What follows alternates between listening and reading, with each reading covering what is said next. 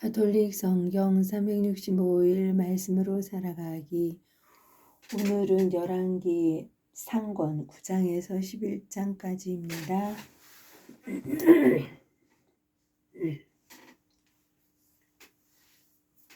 열왕기 상권 9장. 하느님께서 솔로몬에게 다시 나타나시다. 솔로몬이 주님의 집과 왕궁과 그 밖에 자기가 지으려고 계획한 모든 것을 마친 다음이었다. 주님께서 기브온에서 나타나셨던 것처럼 솔로몬에게 두 번째로 나타나시어 이렇게 말씀하셨다. 나는 네가 내 앞에서 한 기도와 간청을 들었다.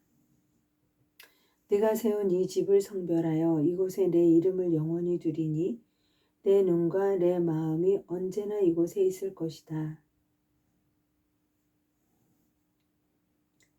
네가 내 아버지 다윗이 걸은 것처럼 내 앞에서 온전한 마음으로 바르게 걸으며 내가 명령한 모든 것을 실천하고 내 규정과 법규를 따르면 나는 너의 왕자를 이스라엘 위에 영원히 세워주겠다. 이는 내가 네 아버지 다윗에게 네 자손 가운데에서 이스라엘의 왕자에 오를 사람이 끊어지지 않을 것이다 하고 말한 대로이다. 그러나 만일 너희와 너희 자손들이 나에게서 돌아서서 내가 너희 앞에 내놓은 계명과 규정을 따르지 않고 가서 다른 신들을 섬기거나 예배하면 나는 내가 준 땅에서 이스라엘을 잘라버리고 내가 내 이름을 위하여 성별한 이 집을 내 앞에서 내버리겠다. 그러면 이스라엘은 모든 민족들 사이에서 속담거리와 웃음거리가 되고 말 것이다. 그리고 이 집은 폐허가 되어 이곳을 지나는 사람마다 몹시 놀라고 휘파람을 불어대며 이렇게 말할 것이다. 어찌하여 주님이 이 땅과 이 집을 이렇게 만들었을까? 그러면 사람들이 대답할 것이다. 자기 조상들을 이집트 땅에서 이끌어내신 주 그들의 하느님을 저버리고 다른 신들을 끌어들여 그 신들을 예배하고 섬겼기 때문이지. 그래서 주님께서는 이 모든 재앙을 그들 위에 내리셨다네. 솔로몬이 히람과 거래하다. 솔로몬이 두 건물 곧 주님의 집과 왕궁을 짓기까지는 20해가 걸렸다. 티로 임금 히람은 솔로몬이 원하는 대로 향백나무와 방백나무 제목과 금을 보냈다. 그러자 솔로몬 임금은 갈릴레아 땅의 성읍 20개를 히람에게 주었다. 히람은 티로에서 나와 솔로몬이 자기에게 준 성읍들을 보았으나 눈에 들지 않아서 이렇게 말하였다. 나의 형제여, 당신이 나에게 준 성읍들이 이게 뭡니까? 그래서 오늘날까지 그곳을 카브레 땅이라고 한다. 사실 히람은 금을 120달렌트나 솔로몬 임금에게 보냈던 것이다. 솔로몬의 건축 활동. 솔로몬 임금이 주님의 집과 자기 궁전과 밀로궁을 짓고 예루살렘 성벽과 하초로와 무기또와 게제르를 세우려고 부역을 시킨 이야기는 이러하다. 이집트 임금 파라오가 올라와 게제르를 점령할 때 그 성읍에 불을 지르고 그곳에 살던 가나안 사람들을 살해한 일이 있었다. 그는 솔로몬의 아내가 된 자기 딸에게 그 성읍을 집창금으로 주었는데 솔로몬이 이 게제르를 재건하였던 것이다. 솔로몬은 또 아래 벳호론을 세우고 유다 지방 광야에 바알락과 타마르를 세웠다. 솔로몬은 자기의 모든 양곡 저장 성읍 그리고 병거대 주둔 성읍들과 기병대 주둔 성읍들을 세웠다. 그 밖에도 솔로몬은 예루살렘과 레바논을 비롯하여 자기가 다스리는 온 영토 안에 세우고 싶어 하던 것을 다 세웠다. 이스라엘 자손이 아닌 아모리족과 히타이트족과 브리즈족 그리고 히위족과 여부수족 가운데에서 살아남은 모든 백성 곧 이스라엘 자손들이 전멸시킬 수 없어서 이 땅에 살아남은 사람들의 자손들을 솔로몬이 노역에 동원시켰다. 그들은 오늘날까지도 마찬가지다. 그러나 솔로몬은 이스라엘 자손들 가운데에서 어느 누구도 노예로 만들지 않았다. 그들은 군사와 그의 신하, 장수와 군관, 그리고 병거대와 기마대의 장수들이 되어야 했기 때문이다. 솔로몬의 일을 지휘한 관리 책임자들은 550명이었는데 그들을 일하는 백성을 감독하였다. 파라오의 딸은 다윗성에서 올라가 솔로몬이 지어준 자기 집에 들었다. 솔로몬이 밀로궁을 지은 것은 바로 그때다. 솔로몬은 자기가 주님을 위하여 세운 제단 위에서 한 해에 3번씩 번제물과 친교제물을 바쳤고 주님 앞에서 향도 피워 올렸다. 이리하여 솔로몬은 집 짓는 일을 마쳤다. 솔로몬의 무역 활동. 솔로몬 임금은 에돔 땅의 갈대 바닷가 엘라 근처에 있는 예치온 게베르에다 상선대를 만들었다. 히람은 자기 종들 가운데 바다에 익숙한 선원들을 상선대와 함께 보내어 솔로몬의 종들과 함께 있게 하였다. 그들은 오피르로 가서 금 420탈렌트를 실어와 솔로몬 임금에게 바쳤다. 스바 여왕이 솔로몬을 찾아오다. 스바 여왕이 주님의 이름 덕분에 유명해진 솔로몬의 명성을 듣고 까다로운 문제로 그를 시험에 부르고 찾아왔다. 여왕은 많은 수영을 거느리고 향료와 엄청나게 많은 금과 보석을 낙타에 싣고 예루살렘에 왔다. 여왕은 솔로몬에게서 와서 마음속에 품고 있던 것을 모두 물어보았다. 솔로몬은 여왕의 물음에 다 대답하였다. 그가 몰라서 여왕에게 답변하지 못한 것도 하나도 없었다. 답변하지 못한 것은 하나도 없었다. 스바 여왕은 솔로몬의 모든 지혜를 지켜보고 그가 지은 집을 보았다. 또 식탁에 오르는 음식과 신하들이 앉은 모습, 시종들이 시중드는 모습과 그들의 복장, 헌작 시종들, 그리고 주님의 집에서 드리는 번제물을 보고 넋을 잃었다. 여왕이 임금에게 말하였다. 내가 임금님의 업적과 지혜에 관하여 내 나라에서 들은 소문은 과연 사실이군요. 내가 여기 오기 전까지는 그 소문을 믿지 않았는데 이제 직접 보니 내가 들은 이야기는 사실의 절반도 안 되는 것이었습니다. 임금님의 지혜와 영화는 내가 소문으로 듣던 것보다 훨씬 더 뛰어납니다.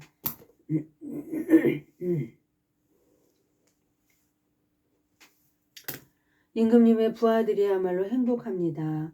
언제나 임금님 앞에 서서 임금님의 지혜를 듣는 이 신하들이야말로 행복합니다. 주 임금님의 하느님께서 임금님의 마음에 드시어 임금님을 이스라엘의 왕자에 올려놓으셨으니 찬미 받으시기를 빕니다. 주님께서는 이스라엘을 영원히 사랑하셔서 임금님을 왕으로 세워 공정과 정의를 실천하게 하셨습니다. 그리고 나서 여왕은 금 120탈렌트와 아주 많은 향료와 보석을 임금에게 주었다. 스바 여왕이 솔로몬 임금에게 준 것만큼 많은 향료는 다시 들어온 적이 없다. 오피르에서 금을 실어오던 히람의 상선 때도 거기에서 굉장히 많은 자단나무와 보석을 실어왔다. 임금은 이 자단나무로 주님의 집과 왕궁의 난간을 만들고 노래하는 이들이 쓸 비파와 수금도 만들었다. 이와 같은 지단나무는 오늘날까지 들어본 적도 없고 본 적도 없다. 한편 솔로몬 임금은 그의 손에 걸맞게 스바 여왕에게 선물을 주었을 뿐만 아니라 여왕이 가지고 싶어하는 것을 청하는 대로 다 주었다. 여왕은 신하들을 거느리고 자기 나라로 돌아갔다. 솔로몬의 영화. 한 해 동안 솔로몬에게 들어온 금의 무게는 666탈렌트였다. 무역상들과 상인들의 거래에서 받은 것, 그리고 아라비아의 모든 임금들과 국내의 지방관들에게서 받은 것을 빼고도 그러했다. 솔로몬 임금은 금을 두드려 큰 방패를 200개 만들었는데 그 방패 하나에 금 600세켈이 들었다. 또 금을 두드려 작은 방패를 300개 만들었는데 그 방패 하나에 금 3미나가 들었다. 임금은 이 방패들을 레바논 숲풀궁에 두었다. 임금은 상아로 큰 왕자를 만들고 그것을 순금으로 입혔다. 그 왕자에는 층계가 6개가 있었고 왕자 등받이 옆부분은 둥글었다. 왕자 양쪽에는 팔걸이가 있고 그 팔걸이 옆에는 사제가 2마리 세워져 있었다. 사자가 2마리 세워져 있었다. 6층계 양쪽에도 사자가 12마리 세워져 있었다. 일찍이 어느 나라에서도 이렇게는 만들지 못하였다. 솔로몬 임금이 마시는 데에 쓰는 그릇은 모두 금으로 만들고 레바논 숲풀궁에 있는 그릇도 모두 순금으로 만들었다.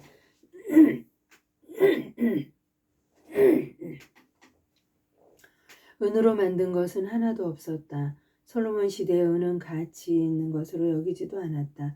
임금에게는 히람의 상선대와 함께 바다에서 활동하는 타르시스 상선대가 있었다. 이 타르시스 상선대가 새해에 한 번씩 금과 은과 상아, 원숭이와 공작새들을 실어왔다. 솔로몬 임금은 부와 지혜에서 세상의 어느 임금보다 뛰어났다. 그리하여 세상 사람들이 모두 하느님께서 솔로몬의 마음에 넣어주신 지혜를 드리려고 그를 찾아왔다. 그들은 저마다 은 기물과 금 기물, 옷과 무기, 향료와 말과 노새들을 예물로 가져왔는데 그런 일이 해마다 그치지 않았다. 솔로몬의 병거대. 솔로몬이 병거와 군마를 모으니 병거가 1,400대, 군마는 12,000마리에 이르렀다. 그는 그것들을 병거대 주둔성과 임금이 있는 예루살렘에 나누어 배치하였다. 솔로몬 임금 덕분에 예루살렘에서는 은이 돌처럼 흔해졌고 향백나무는 평원지대의 돌무화과 나무만큼이나 많아졌다.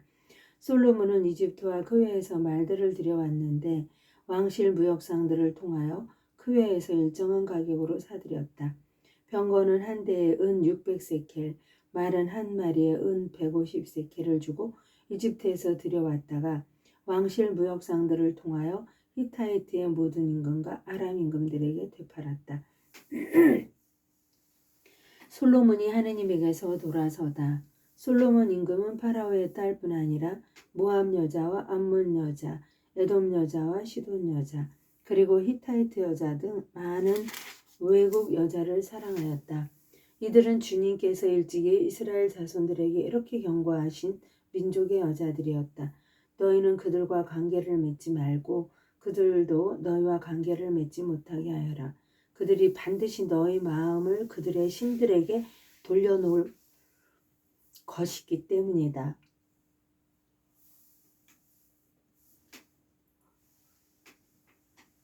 그런데도 솔로몬은 그들과 사랑에 몰두하였다.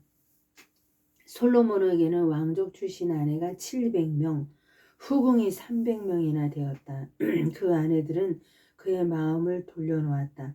솔로몬이 늙자 그 아내들이 그의 마음을 다른 신들에게 돌려놓았다. 그의 마음은 아버지 다윗의 마음만큼 주 그의 하느님께 한결같지 못하였다.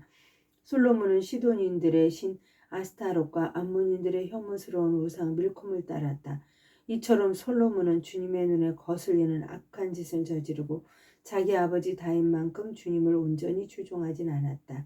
그때 솔로몬은 예루살렘 동쪽 산 위에 모압의 혐오스러운 우상 크모스를 위한 산당을 짓고 암몬인들의 혐오스러운 우상 몰록을 위해서도 산당을 지었다.